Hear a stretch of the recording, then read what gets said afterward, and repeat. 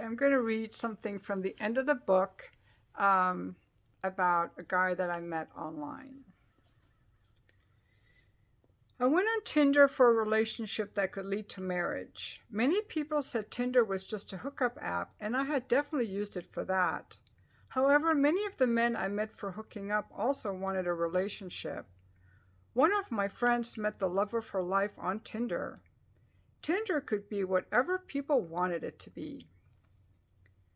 Tony was a 43-year-old man, a mid-level programming manager. I could not fathom how a man who chose the safety of corporate life could excite me, but I wanted to be open to possibilities. I liked his genuine interest in me and that he stayed away from the topic of sex. The day after we matched up, one of my kids and I visited my other one at college. I was distracted with my phone instead of paying attention to my kids. "Mom, are you on your phone again?" my son asked. "Yeah, but this guy is different. He seems like a relationship prospect." "Okay, Mom, but pay some attention to us." I put my phone away and texted him when the kids were not looking. Looking for something on my phone rather than being present with life in front of me was a bad habit I intended to break one day. Texting with Tony put me outside my comfort zone. What was I supposed to talk about when sex was all I talked about? What would we discuss when we finally met? I had no idea how to start a friendship leading to a relationship. I had only a few familiar ways of being with men.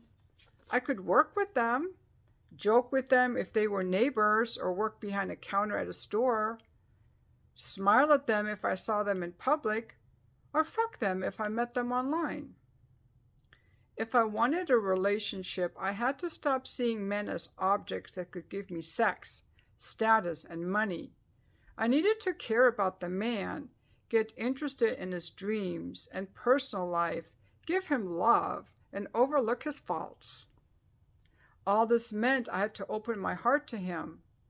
But that was something I resisted because opening my heart to men always led to disappointment, and I was done being disappointed by men or crying over them.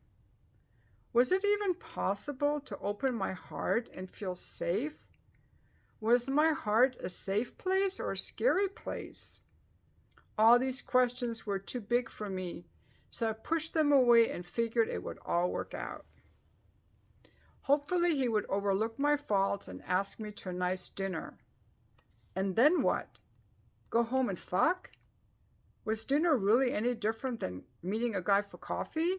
Because both lacked a foundation of friendship and were just a short conversation in a public place followed by sex. What about getting to know each other? Did I want to get to know him? What would we do to get to know each other? Activities? He liked the ocean and I like forests. Did I have to start loving the ocean? And what about sex? Only 5 to 10% of men were good in bed, and I would never again fall for a man and think that sex was amazing just because of how I felt about him. I wanted the sex to be amazing because it was. When was I supposed to have sex with my relationship prospect? If this other guy had been talking to us right, should I wait 4 to 6 weeks? I did not want to wait that long with my corporate cog in a wheel just to be let down if the sex was bad. No, I needed to have sex right away to make sure he was good in bed. If he was a real relationship prospect, he could come over without first meeting for coffee or a courtship dinner. I texted him with my decision. "I'll be home by 8 p.m. You can come over at 9. It's a bad idea. He came over at 9 p.m. I would meet him in the guest parking lot to give him an overnight parking pass and because I wanted time to scope him out before I invited him into my home. Here, he texted me promptly at 9 p.m. I walked down the guest parking lot and I looked for a man in a suit or something stylishly casual. "Sharzad?" a man called out. Tony was walking briskly toward me. His clothes were loose-fitting. As he got closer, I saw he wore pajamas. I did not expect my date to arrive in pajamas. Maybe I was too serious. Was his pajama move playful? Or was he protecting his heart by showing our date was not worth the bother of a dress shirt and tie? Tom and I sat on my sofa and talked over a glass of wine. He held my hand and sought sympathy from me as he recounted his cheating ex-wife, thankless teenage son, and boring job. If I had not been so horny and curious about sex with a man wanting a relationship, I would have asked him to leave. Since he seemed like a good relationship prospect, we had sex without a condom. Bad idea. Inserted note, bad idea, ladies, don't do it. He was a C in bed, possibly a B. There was no way I would ever date him. Cuddling was out too. Can I get you some water? I asked as I got up, signaling it was time for him to leave. I better get going, he said, and got his pajamas off the chair. I sat back on the bed and watched him get dressed. Thanks for coming over, I said. I waited to leave until my son was asleep, he confessed. This was his teenage son, okay? I need to be quiet when I go back home so my son doesn't wake up and know I went out. Really? Yeah, if he wakes up, I'll tell him I was driving around the block because I could not sleep. That's why I'm wearing these pajamas. Oh, I see. I was wondering about that.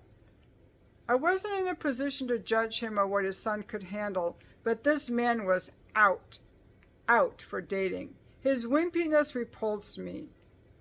Why did I have sex with Tony without a condom? He did not deserve it. I called my daughter the next day and told her all about Tony and his pajamas. She laughed. I said, going forward, I will always use a condom unless I have been to the man's house. Yes, I need to have been to his house. Raising your standards, Mom, and we both laughed. Tony texted me the next day and asked to see me again. I told him to never contact me again.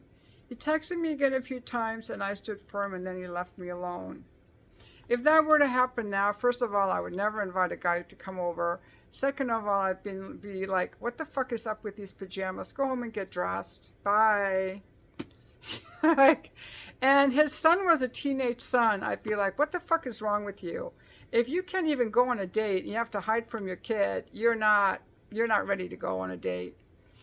But he wasn't trying to use me or anything. So lessons, I should do like a lessons learned at the end of each chapter, lessons learned in my new book. But lessons learned is don't start with sex. Don't invite a guy right over.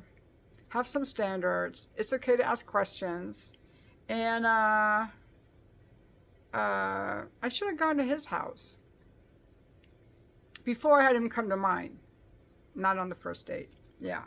And don't have sex without condoms, ladies, because it's not really any better.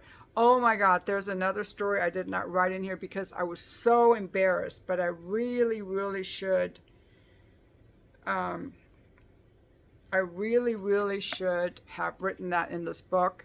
And that was this guy I met online. And this was, after my divorce, I was very naive. I was very trusting. I grew up very sheltered in the suburbs.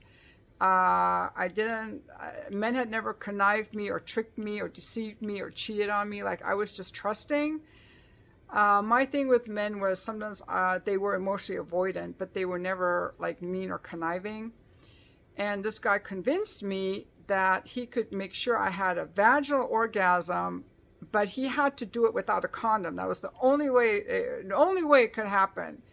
And I was so naive, and I was exploring my sexuality, and I kept saying, I don't think so. He was so convincing. He came over here, right there in that bedroom, and I had sex with him without a condom. And he was bad in bed. He was just a con artist. He was just running some game on me, and I was just so trusting. Um,